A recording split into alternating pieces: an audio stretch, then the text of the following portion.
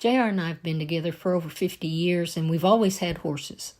For the most part, we've been blessed with good horses, 3 or 4 really good ones, a few not so good, but we learned something from each one because each one came with its own personality, its own level of ability, just like us. JR's first head horse, Super Stick, we called him Soupy. He didn't come with papers, so we don't know his breeding. We were told he came out of California.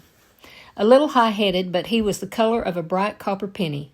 JR roped good off of him and learned a lot from him. Tex. Now he was a big horse. 16 hands, 1,500 pounds.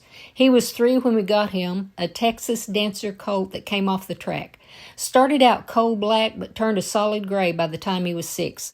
That's our blue heeler Bear riding with me. Lots of people remember Bear and still mention him from time to time. That's been 40 years ago. There was a bay horse JR had between Tex and Bubba. JR had him just a year, and it was the horse he rode when we won the average at the Senior Pro Finals at Ardmore, Oklahoma in '98. But he was a cribber and paddled in the box. JR didn't like that. So it was time for Bubba. JR's head horse for 16 years. He was a double-bred Skipper W. He had 60 days roping on him when we got him. Other ropers told JR to get rid of him, that he was never going to make a head horse. That first year was kind of bad, but JR dug his heels in and stuck it out. Bubba became the best horse JR ever had. Freckles came on board after we retired Bubba at 22. Freckles is a grandson of Colonel Freckles. JR won 2 saddles with this horse and lots of buckles, saddle pads, breast collars, and other stuff. But after 8 years, JR decided it was time to move on.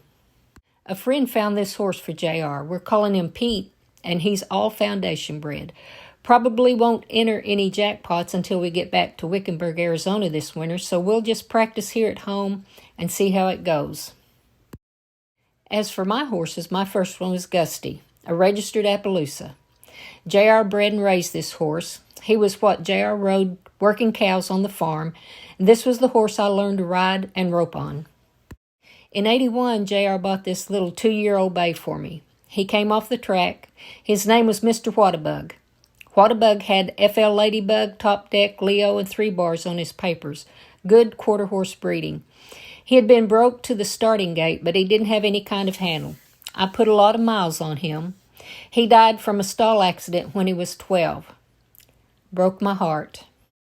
We replaced Whatabug with a Burt-bred quarter horse, so we called him Burt. He was a flashy horse. I spent a lot of time keeping that mane and tail looking good. Kept him 3 or 4 years.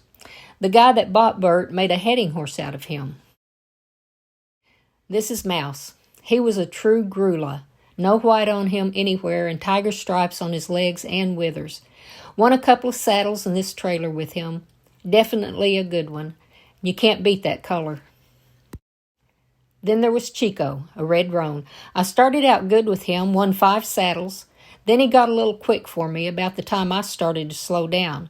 We traded him for my next horse, and as fate would have it, a roping friend has Chico now. Jigger was the next one for me. He was a black and white paint. He was a hybrid cutting horse and fun to ride. At 22, we retired him.